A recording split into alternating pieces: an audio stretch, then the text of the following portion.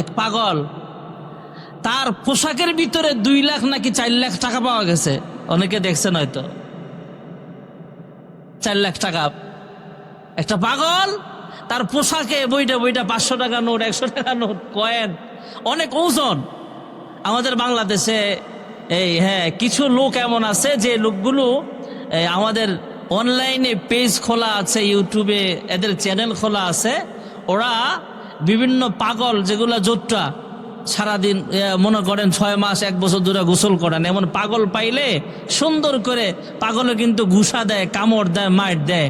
এরপর ওরা 4-5 জনে মিলে সুন্দর করে ধইরা চুল টুল কাইটা সুন্দর করে গোসল করা, ভালো পোশাক পরায়া দেয়। এমন ভিডিও ফুটেজও দেখছেন না আপনারা?